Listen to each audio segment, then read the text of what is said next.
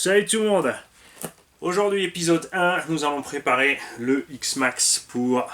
C'est un projet X-Max pour Farid. On va commencer par le matériel que nous allons installer dessus. Nous prendrons ensuite dans l'épisode 2 le roller en main.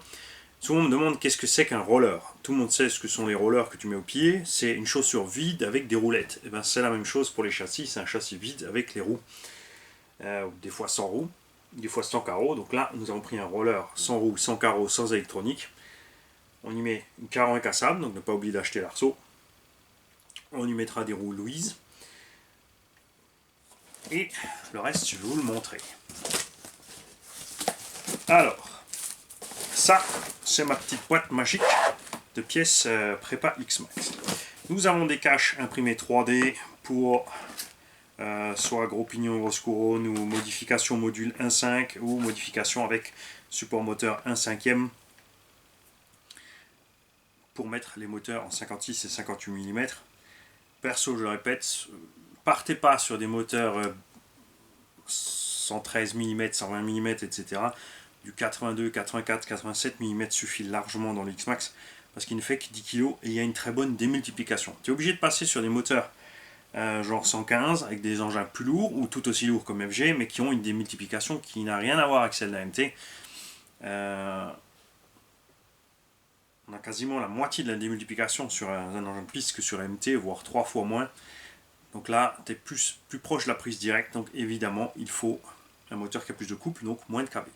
Dans les engins comme le X-Max ou le Outcast 8S ou Kraton 8S, parce qu'il y a une boîte de réduction, tu peux te permettre d'avoir des kV assez élevés, des moteurs pas trop gros, puisque tout est fait dans la démultiplication. Donc, nous avons un de ces caches qui est pour Farid. Nous avons aussi, tant que je les trouve, parce que des pièces, j'en ai un peu partout. Alors ça, c'est pas pour lui, ça, c'est pas pour lui, ça, c'est pour le mien, ça, c'est pour le mien. Plaque de renfort avant GPM à mettre sous le skid plate. Prenez surtout pas celle qui va sur le skid plate. Quand je dis sur le skid plate, ça veut dire que tu as le skid plate et la plaque en dessous. C'est vrai qu'il y en a qui vont penser à l'envers. Quand je dis sous le skid plate, ils vont se dire ouais, je mets le X-Max à l'envers, j'ai le skid plate, j'ai la plaque. Faux. Tu as la plaque d'origine, le skid plate d'origine plastique, Traxxas, qui est très bon, tu laisses le plastique là. Et en dessous, tu as ça. C'est la pièce qui maintient aussi les axes. La référence de ce machin, c'est TXM 300R. Alors là, il y a BK pour Black. Après, tu as Red, donc RD. Tu as GR pour Green. Tu as BL pour Blue. Donc là, les couleurs, tu penses ce que tu veux. Il y a aussi Silver et... alors, il y a de l'alu brut et de l'alu anodisé. Donc, une plaque comme ça. Alors, c'est pas forcément cette couleur-là qu'il va avoir, c'est un bleu. Donc, on reçoit un bleu. Un carter avant GPM au tracing ou ce que tu veux. En alu. Alors ça évite de claquer le bulkhead en transversal et ça en hauteur. Roulement et porte-fusée arrière oversize RPM. À savoir que Traxxas maintenant les font eux-mêmes. Donc c'est la même référence que l'origine avec juste un X à l'arrière. J'ai contacté MRC pour avoir les disponibilités, donc je pense qu'ils vont me répondre dans la journée. Pour vous, ça sera plus tard sur une vidéo. Les porte-fusées avant oversize aussi RPM. Ce que j'aimerais bien trouver, ce qui serait bien qu'ils fassent, c'est bien de faire tout ça renforcé. À l'arrière, ça pose pas de problème, c'est relié direct sur les triangles. À l'avant, il y a la chape entre. Donc c'est la chape qui morfle. On a... ouais, je les ai pas repaqués. Comment ça, c'est ma faute, il n'y a plus rien dans les boutiques. Le support de pare-choc avant RPM qui remplace donc, bouge pas, je te montre sur la pièce d'origine si elle est là-dedans encore, parce que là j'ai un petit paquet de pièces d'origine qu'on pourrait peut-être faire gagner aux abos. Non, ah non, c'est le mien, je vais le prendre pour mon X-Max d'origine.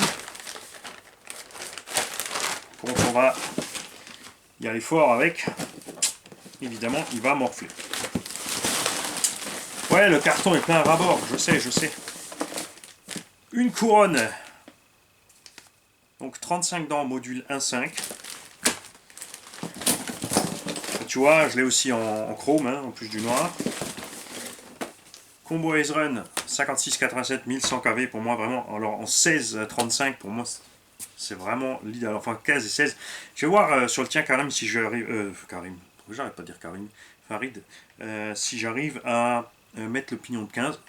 Ça fera un peu moins de Vmax. Mais on gagnera un peu en possibilité de monter vite dans les tours. Puisque tu roules avec les Louise. D'ailleurs même chez moi je devrais le faire. Tige titane pour l'avant. À l'arrière ça sert à rien, et puis il te reste les tiges d'origine de toute façon pour faire ça.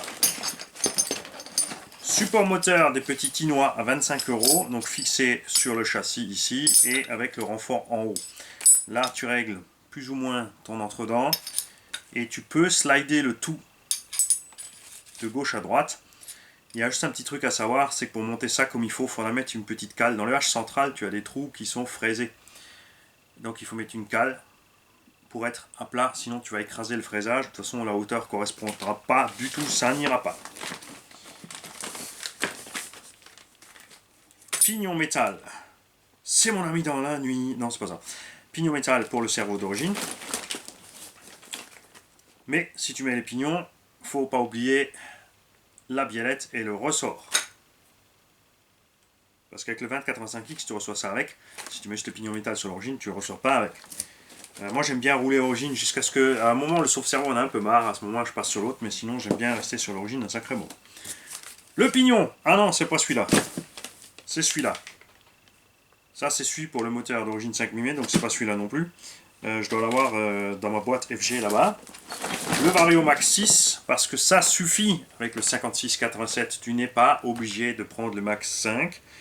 Vous avez vu, j'avais chauffé une fois ou deux parce que les ailettes de ventilo étaient abîmées. D'abord, j'avais monté au fond du châssis. Là, c'est trop près du moteur, c'est trop juste. Là, on l'a rehaussé.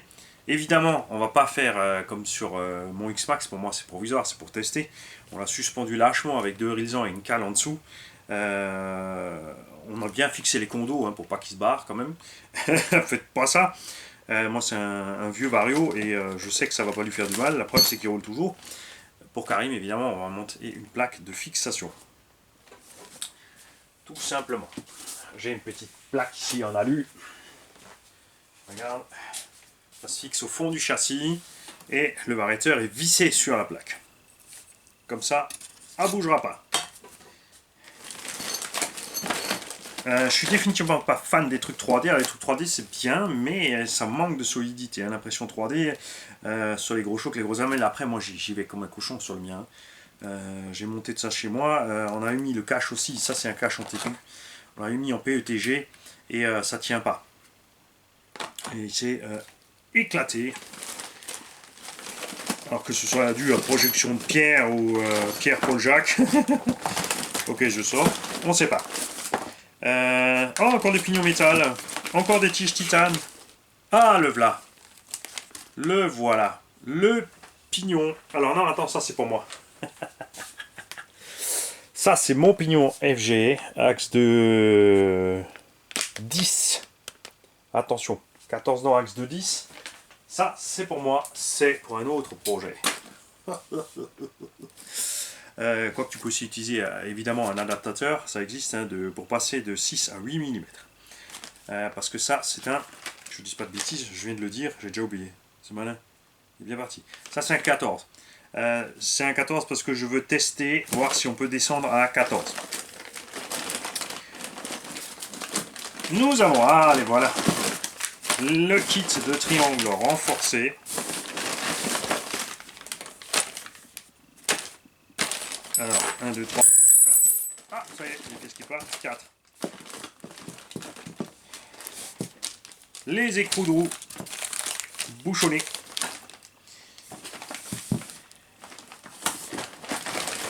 Le reste des triangles. La houche d'Ouchti.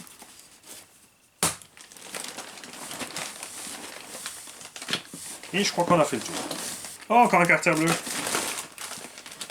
Ouais, je sais, j'ai abusé, mais en fait, ouais, j'ai acheté un peu tout, quoi. Tout simplement. Alors, en double, en triple, en quadruple, parce que j'ai plein de projets. Oh, encore du RPM. Comment ça, il y avait une pénurie à un moment, c'est ma faute, laisse-moi tranquille. Le kit de roulement M-Line avec les roulements déjà pour les fusées oversize RPM. Les 4. Tu vois les gros roulements là, c'est pour les fusées RPM. Il y a déjà pour l'avant et l'arrière dans ce kit. Et le pignon donc de 15 ou 16. Ah mais il y en a plein là. Ça c'est un pignon de 14 oversize aussi FG, donc en 10 mm. Parce qu'on pourrait essayer ça aussi. C'est-à-dire que c'est un pignon de 14, mais les dents, le module a été modifié pour qu'il ait le même diamètre qu'un pignon de 15. Ce qui permettrait, même si on n'a pas la place à l'étagement de descendre assez, peut-être de tricher qu'un 14. J'ai envie d'essayer ça sur Big Mama pour justement. La VMAX c'est bien, mais ça ne me sert pas plus que ça. Alors que là, on pourrait faire ça. J'ai aussi un pignon de bouge pas. Alors, je vais compter les dents. Alors, 1, 2, 3, 4, 5, 6, 7, 8, 9, 10, 11, 12. Oh là, 13. On recommence. 1, 2, 3, 4, 5, 6, 7, 8, 9, 10, 11, 12, 13. Ouais. Un pignon de 13 en axe de 8. Aussi. Alors 1335 c'est ce qu'on met sur le moteur d'origine en 1250 kV, donc comme le moteur 1100 kV à moins de kV, 13 on serait plus lent. Enfin, on se retrouverait à la vitesse d'un X-Max d'origine. Ça peut être sympa pour ceux qui roulent justement avec les Louise et qui ne veulent pas extrêmement de performance. Par contre là on gagnera évidemment en autonomie. Le moteur aura un couple de malades. Et je crois qu'on a fait le tour. Visserie inox, évidemment, j'ai des boîtes entières grâce à bricovis.fr. 1 euro.